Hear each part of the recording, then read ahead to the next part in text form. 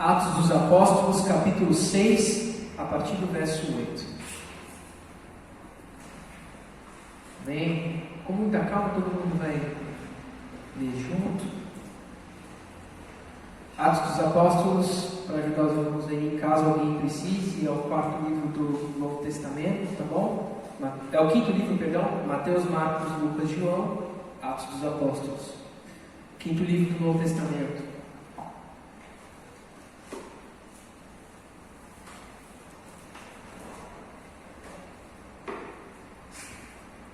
Mais uma vez eu quero dizer para os irmãos que é muito bom vê-los, de todo o coração. É muito bom vê-los, é muito bom estar de volta. A gente sempre prega, a pregação escatológica, ela tem que fazer parte da vida comum da igreja. Ou seja, trocando em miúdos. Deixa eu só fazer uma pergunta aqui. Camila, tá rodando aqui? Tá ok. Trocando em miúdos, a pregação sobre o fim dos tempos tem que fazer parte da nossa pregação e faz parte da pregação da igreja desde o princípio dela. Jesus começou seu sermão escatológico falando sobre os últimos tempos. A igreja primitiva pregava e vivia com a motivação da espera de Jesus, da espera do seu retorno. E durante toda a história nós tivemos homens piedosos do Senhor. Gente de Deus, gente que amou a Escritura e continuou pregando sobre ela, e dentre essas muitas pregações, o fim. A pregação falando sobre a vinda de Jesus, a pregação falando sobre o final dos tempos.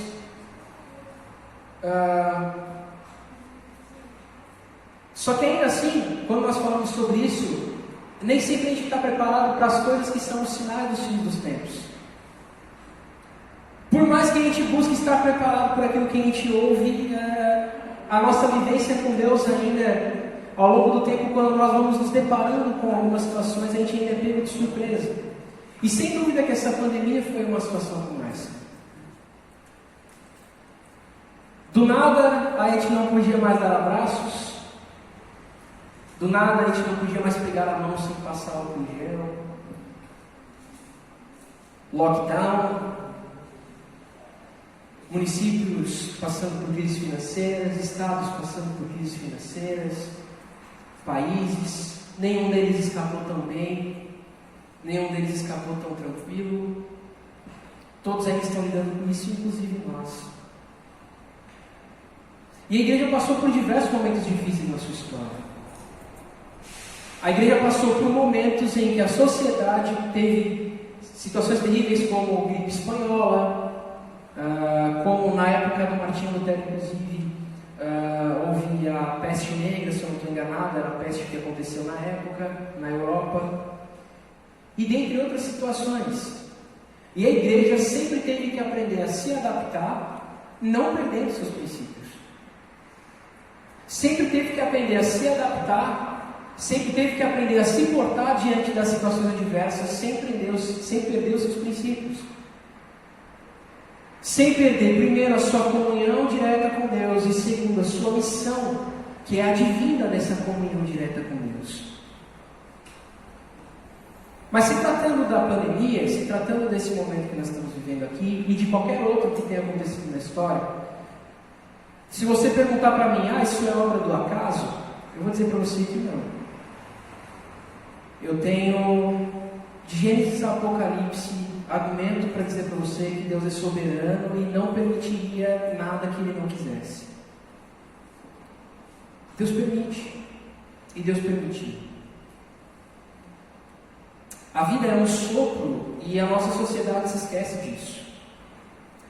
A vida, ela é delicada, ela é frágil, e no nosso tempo a nossa sociedade se esquecia disso.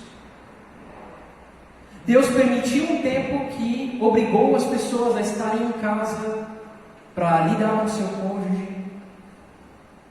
E havia muitos casais que não estavam se amando mais, estavam apenas se tolerando.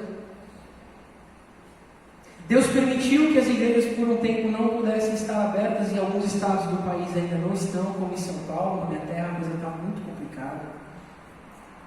Mas é assim, a palavra do Senhor nos dá orientação para viver no dia bom e no dia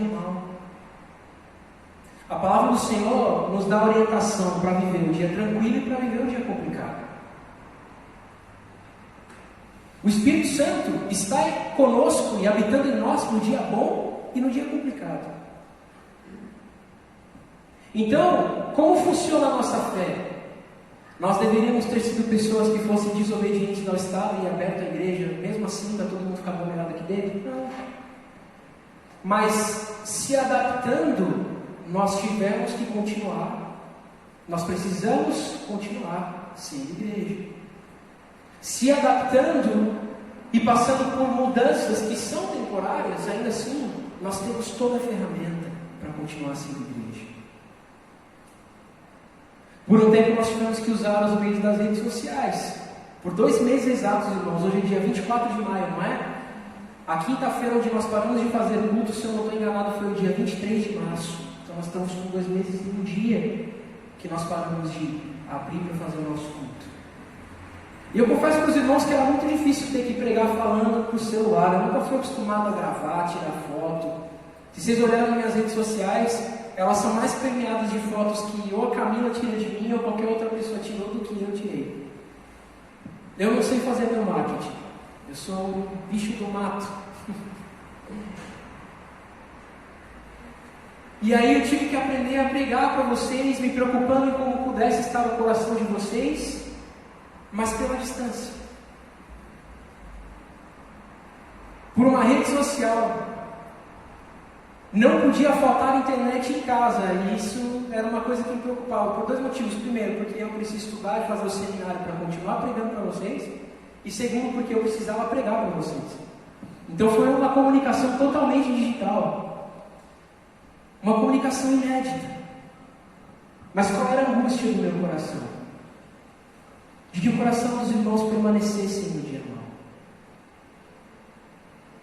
De que o coração dos irmãos conseguisse permanecer firme no Senhor no dia mau. E é difícil, irmãos, porque Deus deu a congregação para a igreja. E a igreja não é igreja sem a congregação. Né? Nós somos um corpo. Tem gente que ama fazer a afirmação, eu sou a igreja. Quem diz isso é mentiroso. A palavra não diz isso para ele. A palavra diz para ele que ele é templo do Espírito Santo. E ser templo não é ser igreja. Ser igreja é ser a eclésia, a reunião dos filhos de Deus. Existe uma igreja. Então, o que é que nós aprendemos, estamos aprendendo com isso? Quando eventualmente não podemos estar juntos, nosso coração precisa estar. De modo que eu não os estava vendo, mas o meu coração estava angustiado por vocês diante de Deus. E eu creio que o coração de alguns de vocês, ou de muitos de vocês, ou talvez todos que estejam aqui também estavam. E isso precisava gerar a nós um sentimento de querer voltar.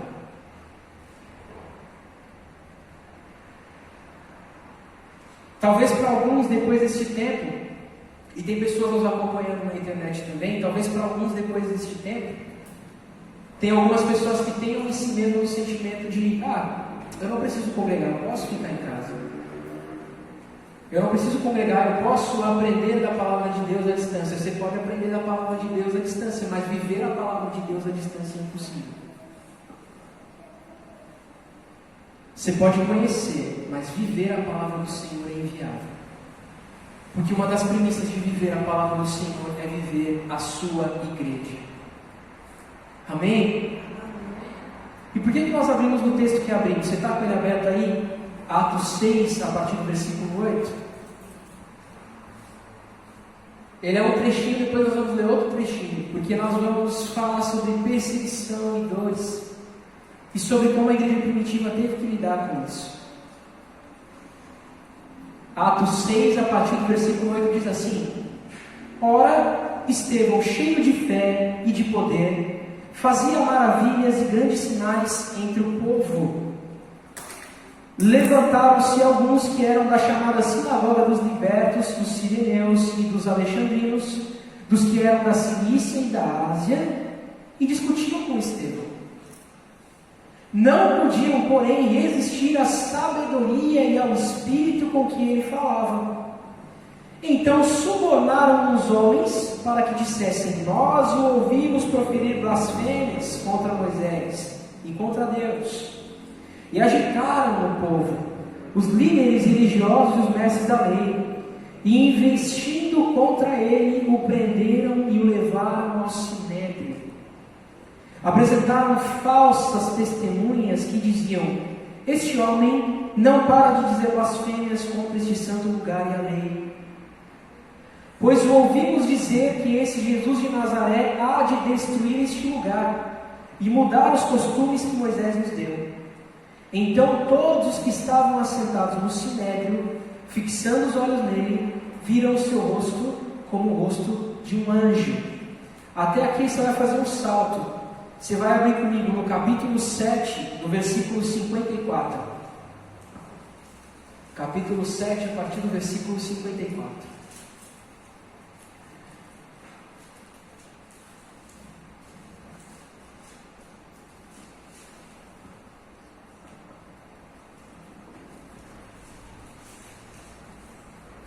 Vai dizer assim para nós: ouvindo eles isto, iravam-se em seus corações e rangiam os dentes contra ele.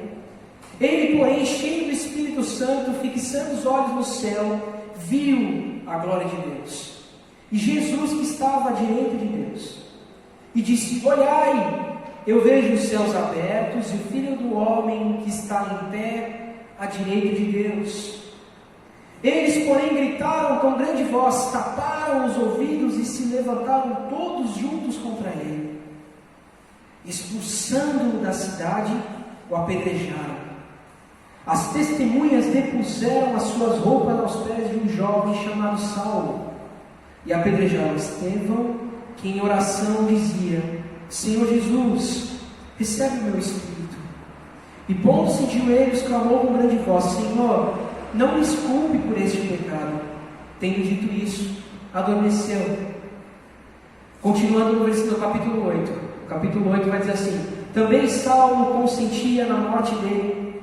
Desencadeou-se naquele dia uma grande perseguição contra a igreja, já que estava em Jerusalém. E todos foram espalhados pelas terras da Judeia e de Samaria, exceto os apóstolos. E uns homens piedosos foram enterrar Estevão e fizeram sobre ele grande pranto. Saulo perseguia a igreja, e entrando pelas casas e arrastando homens e mulheres, os trancava na prisão. Os que, porém, andavam espalhados, iam por toda a parte pregando a palavra. Descendo Filipe, a cidade de Samaria, pregava-lhes Cristo. As multidões reunidas prestavam atenção ao que Filipe dizia, porque ouviam e viam os sinais que ele fazia. Os espíritos imundos saíam de muitos os que os tinham, gritando, e muitos paralíticos e coxos eram curados. Havia grande alegria naquela cidade. Estava ali certo homem chamado Simão, que anteriormente praticara naquela cidade a feitiçaria, iludindo o povo de Samaria. Dizia ser um homem importante, e todos atendiam, desde o menor até o maior, dizendo: este é o grande poder de Deus. Eles o atendiam porque já desde muito tempo os havia enganado com a sua mágica. Quando, porém, Filipe lhes pregava acerca do reino de Deus e do nome de Jesus Cristo, creram nele e foram batizados, tanto homens como mulheres. Creu até o próprio Simão, e sendo batizado, seguiu Filipe. E vendo os sinais e as grandes maravilhas que se faziam, estava maravilhado. Quando os apóstolos que estavam em Jerusalém ouviram que Samaria recebera a palavra de Deus, enviaram para lá Pedro e João. Quando chegaram, oraram para que recebessem o Espírito Santo, porque sobre nenhum deles tinha ainda descido, mas somente eram batizados em nome do Senhor Jesus. Então eles impuseram as mãos e receberam o Espírito Santo. Até aqui, querido. Amém? Senhor Jesus, obrigado pela tua palavra. Nós oramos para que este mesmo Espírito descrito nela opere em nós. Queremos nós, Senhor, sermos homens como aqueles que o Senhor quer usar. Queremos nós sermos homens e mulheres a quem o Senhor possa chamar, com quem o Senhor possa contar. Esse é o desejo do nosso coração. Então fala conosco, meu Deus. Opera em nós pelo Teu Espírito Santo. Nós oramos e agradecemos em nome de Jesus. Amém. Irmãos, a prisão de Estevão. A prisão de Estevão é uma passagem provavelmente conhecida de muitos de vocês. É o segundo martírio relatado nas Escrituras, porque o primeiro foi o de Tiago. E é uma situação muito complicada. Estevão era um dos diáconos que os apóstolos haviam instituído para que cuidassem do trabalho social da igreja. Por quê? Havia uma demanda muito grande de pessoas seguindo a igreja de Jesus. Todos os dias havia batismo, havia conversão, havia muita gente se chegando. E não somente das pessoas que de fato passaram a crer, mas eles tinham um papel importante de cuidar do órfão e da viúva. E os apóstolos começaram a ficar sobrecarregados. A função dos apóstolos era a função de se preocupar com a palavra e com a oração. E aí eles chegaram ao consenso: bom, nós não podemos parar com isso. A gente tem que orar, a gente tem que dedicar-se, debruçar-se sobre a palavra, tanto para aprendê-la quanto para ensiná-la. Então, o que eles começam a fazer? A demanda é grande demais, eles estabelecem 7 homens. Esses homens tinham por critério serem homens retos, homens santos e cheios do Espírito Santo. E aí eles chamaram esses 7 homens e um deles era Estevão. E Estevão se destacava por coisas especiais que Deus deu a ele.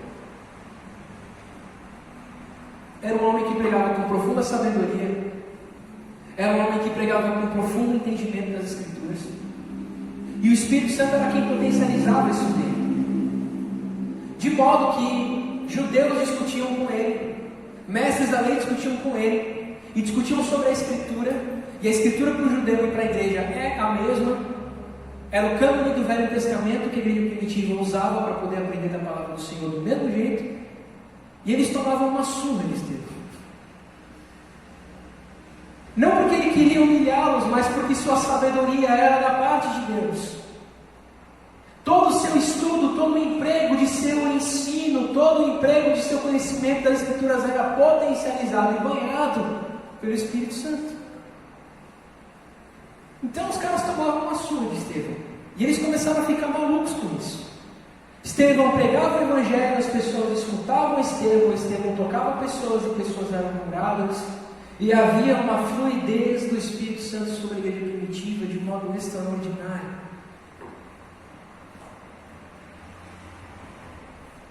Irmãos, o que a Bíblia diz sobre Estevão é que ele era um homem reto, um homem bom e um homem cheio do Espírito Santo, cujos dons e a vida eram usados para a glória de Deus. Deixa eu dizer uma coisa para você. O Espírito Santo opera de nós de maneira extraordinária. Quando você está triste, Ele te consola. Quando você está irritado e prestes a pecar, porque está prestes a sair do domínio próprio, ainda assim Ele pode te orientar, te elucidar, para você não tropeçar. Ele é aquele que, habitando em você, te faz alguém livre do pecado, porque você não fica mais escravo da sua engenharia adâmica, mas pode fazer a vontade do seu Deus pelo intermédio desse Espírito. E além disso, Ele potencializa a sua vida com dons espirituais, para que você seja uma testemunha de Jesus, com sabedoria e com poder. Isso está acessível a todos nós. Os dons serão diferentes. Tem gente que recebeu de Deus uma capacidade especial para ser um mestre, uma capacidade cromossomial fantástica para desenvolver a mente dele, para estudar de tal modo que ele tenha conhecimento fantástico sobre isso. Outros podem não ser mestres, mas receberam de Deus um dom de sabedoria simples pela observação da vida. Que quando você conversa com Ele, você sabe que na simplicidade dele há multidão de sabedoria, porque o Espírito Santo deu. Outros recebem de Deus dom para curar. Outros recebem de Deus visitação específica para curar. Outros, como já vi muitos relatos, recebem de Deus coisas extraordinárias, como uma conhecida da minha família. Conta-se uma história sobre ela, que ela foi a outro país, foi ao Japão para pregar, e Ela não sabia o japonês, só sabia o português, e no fim das contas ela não precisou de intérprete, porque quando foi falar com a igreja, o Espírito Santo traduziu para ela, e ela achava que estava falando em português, e as pessoas estavam ouvindo em japonês. E já houveram diversos relatos disso na história, inclusive em Atos dos Apóstolos, capítulo 2. Línguas nacionais, cada um ouvindo uma sua própria língua. Existe o dom de línguas, que é para revestimento espiritual também, o dom de oração em línguas, eu creio nisso. E o Espírito Santo foi dado a nós e nos dá poder, e nos reveste e nos capacita, e nos enche para o cumprimento da obra do Senhor, de modo que a sua comunhão com Deus vai ter um fim específico, que a sua vida seja cada vez mais para a glória de Deus. Então o Espírito Santo te santificando, te fala mais parecido com Jesus, para que Deus seja glorificado em você. O Espírito Santo te santificando, te fará vencer os seus pecados dia após dia, para que Jesus seja glorificado em você. O Espírito Santo te fará alguém revestido de poder para ser testemunha de Deus, para que Deus seja glorificado através de você. E um homem que chega a esse entendimento, um homem que chega a essa verdade, ele passa a desejar a Deus mais do que qualquer outra coisa. E Estevão chegou a esse estado. Estevão vivia desse modo. Estevão sabia viver a vida fazendo escolhas onde Deus sempre fosse glorificado. E por ter consciência da sua chamada, e por ter consciência daquilo que Deus chamou para fazer, entregou-se a ser cheio de Deus. E um homem que vai tendo cada vez mais essa visão de que Deus é tudo o que ele precisa, pode ser que a missão dele seja longa aqui, mas pode ser que a missão dele seja curta. E a missão de Estevão foi curta. Estevão era um jovem. Estevão, muito provavelmente, pelo que dizem os historiadores, era bem mais novo do que eu. Eu tenho 25 anos hoje. Estevão possivelmente estava na fase do final da adolescência e início da juventude. E é morto apedrejado. E Deus permitiu isso. Quando você olha para isso e você pensa, Deus permitiu que o sangue desse homem fosse derramado, irmãos, ele morreu vendo a glória do Senhor. Ele viu os céus abertos e viu o Filho do Homem assentado ao lado de pé ao lado do trono. Viu Jesus de pé ao lado do trono de Deus, como se o próprio Jesus estivesse de pé para recebê-lo na glória. A vida de Estevão foi uma vida gloriosa. É que nem sempre a gente está pronto para entender isso. Nem sempre a gente está pronto para lidar com isso. Que uma vida gloriosa nem sempre vai ser uma vida que dá certo o tempo todo. Uma vida gloriosa é uma vida em que Deus é glorificado o tempo todo, não uma vida que dá certo o tempo todo. A morte de Estevão foi para Estevão promoção. Quem não entendia isso era quem estava matando ele, se queriam castigar ele, se deram mal. Porque Jesus se levantou do trono para receber aquele homem, e foi a visão que ele teve antes de morrer. Você consegue pensar no peso que isso significa? Isso é extraordinário. Isso é maravilhoso. Mas é claro que ninguém estava pronto para ver isso. A igreja e os amigos de Estevão sofreram com isso, é natural. A gente vai ler ali. As palavras de Estevão, e Estevão, a única coisa que ele fazia, eu disse para vocês, né? Ele deu uma surra teológica nos fariseus e nos saduceus, mas olha, a única coisa que Estevão fazia era abrir a Bíblia com honestidade. Era falar da palavra de Deus. A única coisa que Estevão fazia era pregar. Eles ficavam malucos e possessos de raiva porque estavam enganados em seus corações. Jamais que um homem daquela igreja, daquela seita, poderia ter a sabedoria que nós deveríamos ter. Então, mataram. Mas eles não sabiam que estavam contribuindo para o plano do Senhor. A morte de Estevão foi para Estevão promoção e foi para Deus um start para a igreja. E é nesse ponto que eu queria chegar. Os irmãos viram o que aconteceu na sequência? Até aquele momento, a igreja primitiva estava totalmente concentrada em Jerusalém. Era uma igreja que estava começando a entender que o reino de Deus havia sido expandido a toda a terra e não somente os judeus. Mas ainda havia neles um comportamento oriundo da própria cultura. Então eles ficavam todo mundo presos em Jerusalém. Estavam presos em Jerusalém, estavam pregando para judeus, e a igreja primitiva estava até aquele momento sendo composta por judeus convertidos. Mas Jesus queria alcançar os gentios. Deus queria alcançar os gentios. Então o que é que aconteceu? Estevão morre, acontece um expurgo. Os caras ficaram malucos com Estevão e começaram a perseguir toda a igreja primitiva. E a igreja primitiva foi obrigada a sair para a cidade circunvizinhas. Samaria, Cesareia. Aí eles começam a pregar. O que Deus fez com isso? Usou a dor para tornar a igreja mais forte e mais expansiva. Promoveu o homem que morreu. Levou aquele homem para si. E expandiu a sua igreja a partir da sua dor.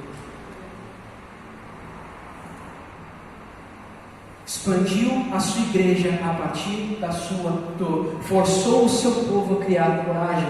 Forçou o seu povo a ir além da sua própria barreira. A barreira da igreja primitiva era intrínseca. Era cultural. Todos eram judeus antes. Sendo judeus antes, é óbvio, eles preferiam ficar no ambiente de Jerusalém. Não vou sair para falar com o gentio. Tenho dificuldade em falar com o gentio. Já ouviu isso?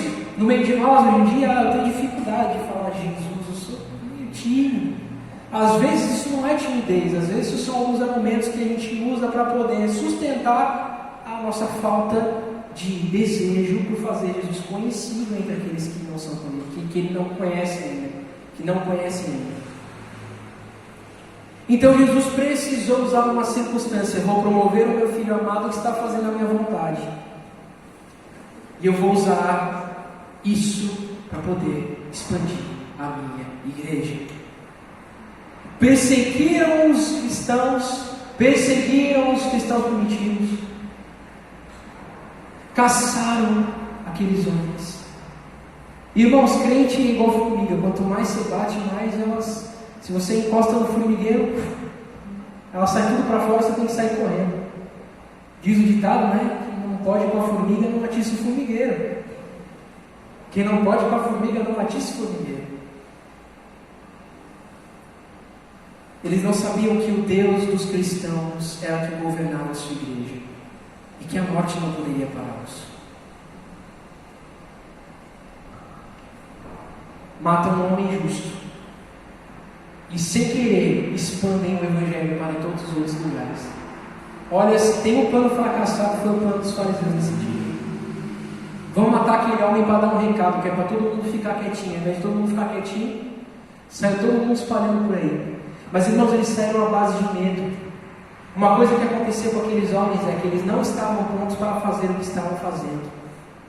Não estavam prontos para sair pregando como estavam saindo a pregar. Deus os dava a sua porção. Filipe saiu andando pelas cidades e começou a falar sobre o Evangelho. Daqui a pouco estava todo mundo ligado em Filipe. Olha o que ele está falando. Aí tinha um feiticeiro na cidade que era Simão. Simão operava falsos milagres, façanhas e coisas estranhas. Ele ouve Filipe e se converte no Evangelho também. O que eu quero dizer com isso, irmãos? Deus, na sua soberania, na sua soberana sabedoria, Deus, sabendo aquilo que a gente não entende, Ele usa os nossos momentos mais difíceis para ser glorificado e nos fazer mais fortes. Não estávamos prontos para a pandemia, mas o que Deus deseja é que nós saiamos do período dela mais desejosos por ser igreja do que éramos antes. Está entendendo? Amém? Amém? Vocês estão muito em silêncio, irmãos. Falem comigo aqui, tá bom?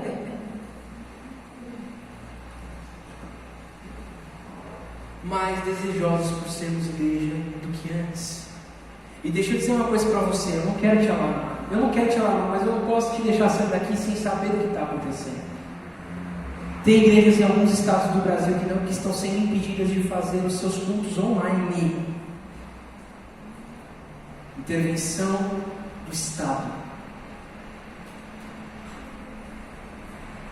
Tem igrejas que estão sendo interditadas cumprindo o protocolo. Por exemplo, Deus o livre, acredito que isso não vai acontecer aqui, mas poderia acontecer de alguma equipe da polícia, ordenada por alguém mal intencionado, chegasse aqui e nos fechasse, mesmo nós estamos cumprindo o protocolo. Pensa que eu não temi quando a gente pensou em abrir isso aqui? Temi. Pensei sobre isso. Estamos vulneráveis. Nós não estamos seguros. Talvez no Brasil não vá chegar a segurança. Eu não sinto que nós vamos viver uma vida totalmente normal daqui para frente. Mesmo quando a pandemia passar. Porque junto com a pandemia está vindo crise política. E junto com crise política vem problemas em todas as esferas da sociedade. E deixa eu dizer uma coisa para você. Por que quando eu comecei falando sobre pregação escatológica? Porque pela Bíblia a probabilidade de que as coisas fiquem piores mesmo. O Senhor Jesus, no capítulo 24 de Mateus, disse que quando chegasse fome, peste, guerras e rumores de guerra, era para a gente só ficar atento, porque era só o início. Medite em Mateus 24 na sua casa. Aí você medite no que vem acontecendo, pelo menos do meio do ano passado para cá, rumores de guerra com os Estados Unidos diversos. Uma hora é Coreia aqui, outra hora é Rússia lá, outra hora é China aqui, não sei, tensão. Aqui no Brasil o clima de guerra civil e a pandemia. Se vai estourar uma guerra civil aqui, eu não sei. Se a pandemia vai passar totalmente, não sei. Mas deixa eu dizer uma coisa para você. Jesus nos está dando todas as ferramentas para seguirmos de pé.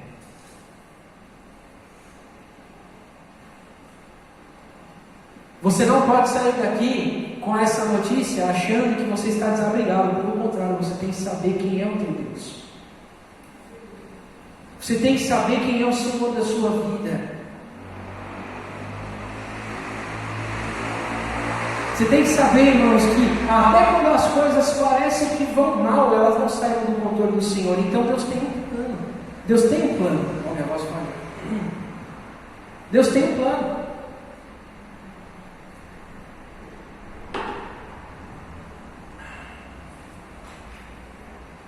Estevão precisou morrer. Pode ser que a gente não precise morrer, mas a pergunta que fica é: até onde nós estamos dispostos a obedecer? Até onde fomos transformados para isso? Estevão só passou pela morte que passou porque dentre todos os homens que eu conheci na igreja primitiva, ele era um cara que estava pronto para isso. Deus não deu a ele um fardo maior do que ele pudesse carregar. Estevão era um leão, não era um gatinho. Está entendendo? Estevão não era um filhote, era um casca-grossa de Deus. Estevão era um casca-grossa de barra pesada do Senhor. Pedrada na cabeça não fez nada com ele. Ele estava pronto para subir. Ele estava pronto para ir com Deus. E se Deus o permitisse continuar, ele estava pronto para continuar obedecendo a Deus. Irmãos, estar aqui é extraordinário. Estar aqui é maravilhoso. Mas o que é que motiva a tua fé? Você está aqui por causa de Jesus? Então nós estamos aqui pelo mesmo motivo. Então deixa eu dizer uma coisa para você. A motivação que te trouxe para cá no domingo por causa de Jesus é a mesma que precisa te levar na segunda-feira a acordar para viver por causa de Jesus. A motivação que te fez enfrentar o frio no meio de uma pandemia para chegar aqui e seguir um protocolo de segurança para participar do culto tem que ser a mesma que te faça levantar na segunda para viver para a glória de Deus.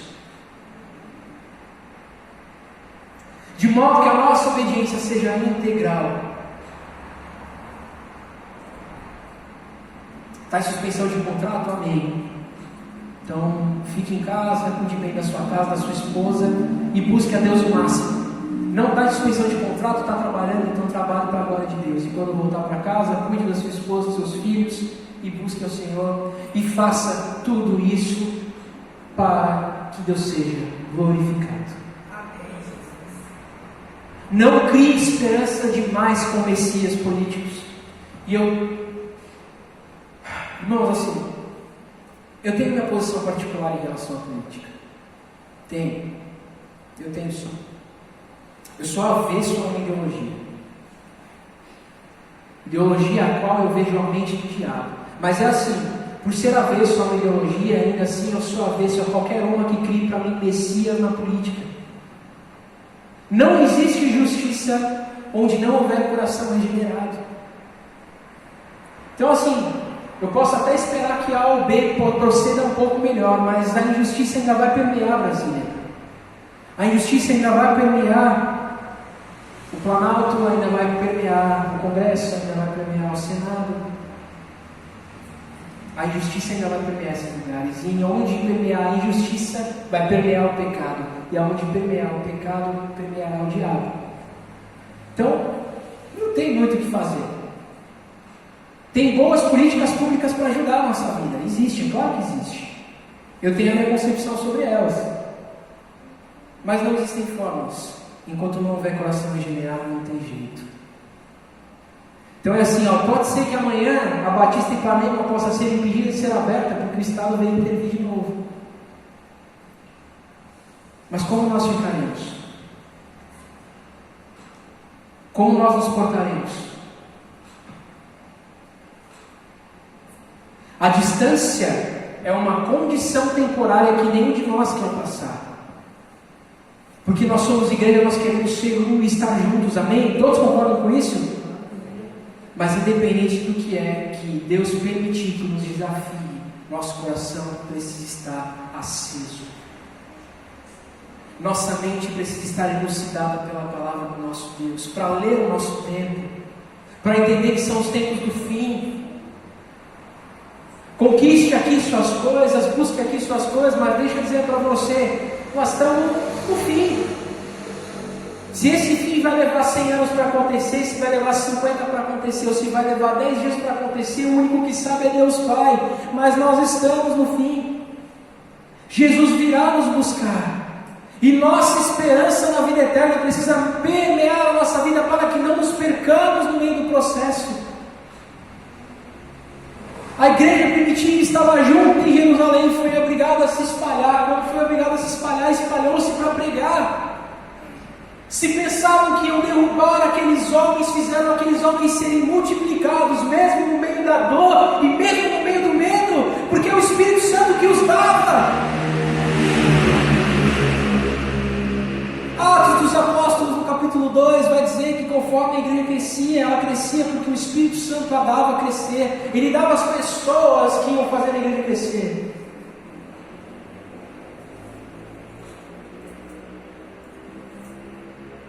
É engraçado, irmãos, nós fazemos planos. O Everton está aqui, ele é da diretoria. No fim do ano eu fiz uma reunião com eles. E a gente fez o planejamento da manutenção e a gente fez o planejamento da agenda da igreja. 2 dessas agendas já eram, que era o congresso de homens, que ia ser em abril. 3 dessas agendas já eram, que era o congresso de homens, a eleição do novo pastor, a despedida do pastor Marcelo e o que viria a ser o jantar de casais agora em junho. Tudo mudou. Eu queria porque queria enfatizar um ano com uma teologia sobre família e fortalecimento dos laços familiares. Tudo mudou. Agora eu estou pregando para vocês, para falar para vocês que é importante que nós resistamos no meio do caos. Por quê? Porque o caos chegou e bateu na nossa porta. Aí você fala assim, isso não é de Deus, então essa pandemia não é de Deus. Não, essa pandemia é de Deus. Deus queria nos ensinar com isso, está nos ensinando. Está nos fortalecendo. Se Ele permitir que essa pandemia passe logo, quem sabe no ano que vem a gente consegue aplicar toda essa agenda bonitinho. Quem sabe se passar rápido ainda, no fim do ano a gente ainda consegue cumprir o que colocamos na agenda. Mas tudo mudou. O que não pode mudar é o nosso coração. Esse não pode morrer. O coração da igreja não pode mudar. O dia está tranquilo, está tudo certo, amém, Senhor, glória a Deus, vou cultuar, vou para o culto, vou buscar a presença do meu Deus. Mas o dia está mal, fui impedido de ir, amém, vou buscar o Senhor ainda assim. Nem que seja para perguntar a Deus, Deus, o que devo fazer agora? Ninguém tinha respostas e ninguém tem respostas ainda sobre o nosso amanhã, então nós temos que buscar a Deus mais do que nunca. Mas deixa eu dizer uma coisa para você: o caos não derrubará a igreja santa do Senhor. A dor não fará a igreja santa parar. E a igreja santa é todo aquele que recebeu Jesus como Senhor e Salvador da sua vida. A igreja santa é aquela que tem a palavra como a verdade e vive pelo intermédio e pela dependência da operação do Espírito Santo. A igreja não morrerá e não parará. Então deixa eu dizer uma coisa para você. Esse é o tempo que nós buscamos ao Senhor no máximo para permanecermos firmes. Porque pode ser que as notícias não sejam boas. Vou até falar de uma situação pessoal. O meu contrato está suspenso. Se o irmão sabe da questão de suspensão de contrato, a suspensão de contrato foi uma medida que o governo federal permitiu que as empresas tivessem de deixar os seus funcionários em casa e reduzir drasticamente o salário deles e uma parte o governo ajudar a pagar. E isso é justo. A minha empresa ainda teve a baita vontade de tentar manter a gente. Os caras estão lutando pela gente, eu vejo isso. Eu acho isso maravilhoso. Mas e se chegar no fim da suspensão de contrato e o emprego acabar? Eu vou buscar emprego aonde? Só Deus sabe. Então o meu exercício com a dona Camila tem sido colocar na mão do Senhor. Estamos sendo econômicos, estamos cuidando de tudo direitinho, fazemos o que é necessário, vez ou outra até nos permitimos. Sábado passado a gente pediu alguma coisinha para comer que estava com vontade. Mas estamos na dependência do meu Deus, que nunca me abandonou. E você está na dependência do teu Deus, que nunca te abandonou. Se eu tiver, e vou dizer isso na minha, isso é a minha primeira, isso sou eu, tá? É a minha convicção, não sei você. Mas se eu tiver a presença do meu Deus, a minha esposa, e a minha boca para continuar falando do Evangelho, eu sou rico e estou pleno.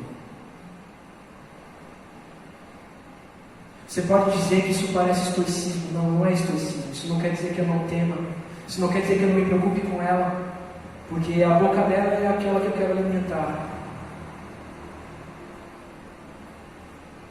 Mas o meu Deus que me trouxe para cá nunca me abandonou. E o teu Deus que te trouxe até aqui também nunca te abandonou.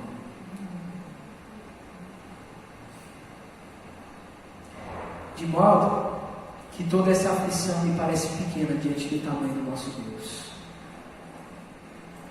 Ela é grande agora, enquanto a gente a sente, mas ela é pequena diante do tamanho do Senhor. Se Deus está nos conduzindo por um vale, por um deserto, ainda assim Ele é o nosso sumo pastor, e o nosso sumo pastor não abandona a sua igreja. Então deixa eu dizer uma coisa, igreja, não abandone o seu pastor. O seu pastor não te abandonou, então igreja, não abandone o seu pastor. Jesus é o pastor da vossa alma. Quem sou eu? Eu sou um vocacionado, um missionário, um pregoeiro do Evangelho. Mas Jesus é o pastor da vossa alma. De modo que toda vez que você tiver contato comigo, minha maior responsabilidade ao falar com você é apontar para Jesus e dizer: você precisa seguir pelo caminho que eu estou seguindo. Eu acredito que nenhuma das famílias que estão aqui hoje são muito abastadas, amém? Pode ser que tem uns que tenham um pouco mais e outros que tenham menos. Mas seja igreja no meio da dor. Seja disponível para que Deus use você no meio da dor. Vou até te falar algo mais profundo. Quando a despensa estiver apertada, ainda assim não deixe de servir ao necessitado que está mais necessitado que você, porque o teu pastor sabe do que você precisa. Estevão morreu e os outros todos correram de medo, mas todos os outros foram preservados. Depois tiveram outros mártires na igreja, é verdade. Tiveram outras pessoas que morreram por causa da justiça. Mas todos aqueles que passaram por isso, passaram porque Deus os preparou para isso e os levou para a glória. Então deixa eu dizer para você, nem se a morte aparecesse diante de nós, seria uma dor que nós não pudéssemos passar. Porque tudo aquilo que Deus permitir a você, Ele permite porque sabe que você aguenta e porque Ele sabe que vai te dar toda a ferramenta para que você possa passar. Toda a ferramenta, a palavra e o Espírito. E os seus, aqueles que Deus te deu, sua família, seus amigos. Eu não posso dar um abraço em vocês hoje, mas se a sua esposa, seu esposo pode dar um abraço em você, se abracem em casa. Se seu irmão pode dar um abraço em você, abraça teu irmão bastante. Se teu filho pode abraçar você, abraça teu filho muito. Deus te deu isso como ferramenta também, mas não abandone o teu Deus. Queridos, o que eu quero na quinta-feira está aberto, no domingo que vem está aberto, na quinta de novo, na semana que vem está aberto. E que gradativamente toda a igreja possa retornar. Eu sei que tinham pessoas que estavam em situação de risco que não vão poder vir por enquanto. Conversaram comigo. E isso é entendível. Mas a minha ênfase para eles é: mantenha seu coração aceso. Amém? Deus tem um período extraordinário para nós. E nisso eu creio, mesmo que nós passemos por momentos difíceis. Viu? A igreja não vive a realidade do mundo. Ela vive a realidade de Deus no mundo. Ela vive segundo a vontade de Deus no mundo. Ela vive pela palavra de Deus no mundo. Então a última palavra é do nosso Pai. É do nosso Deus. Amém? Fique de pé, vamos orar.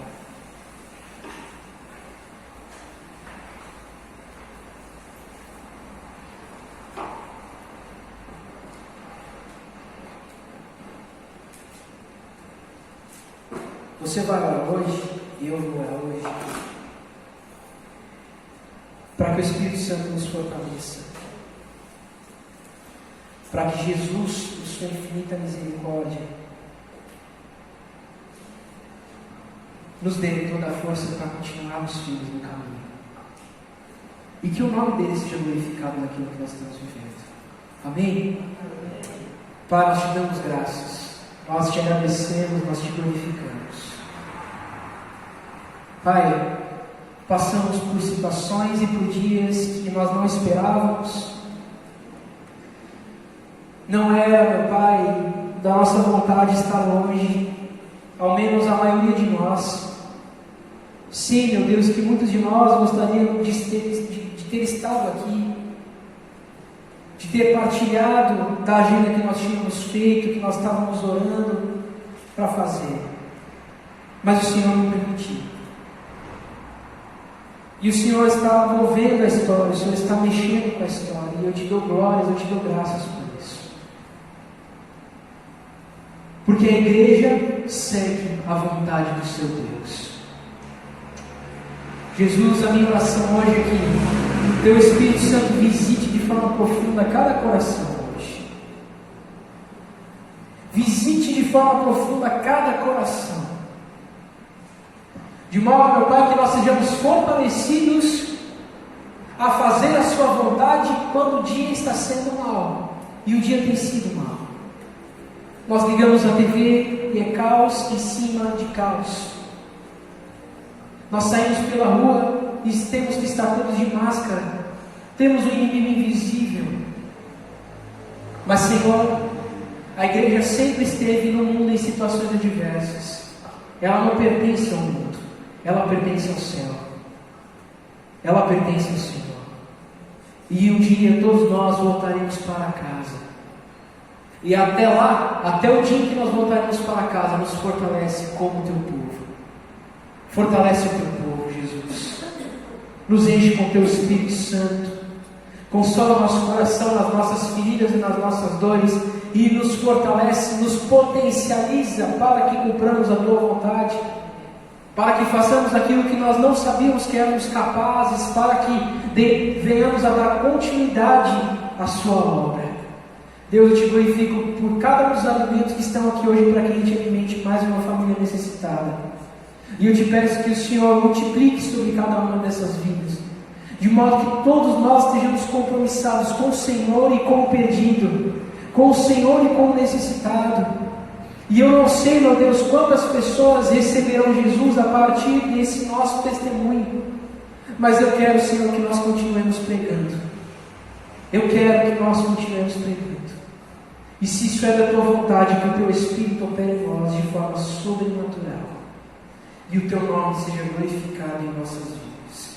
Pai, fortalece o teu povo. Que ninguém venha sair daqui, meu Pai, se sentindo descuidado, se sentindo perdido, mas sabendo e tendo convicção de que o Senhor é o nosso Deus e o nosso Deus é Senhor sobre a história.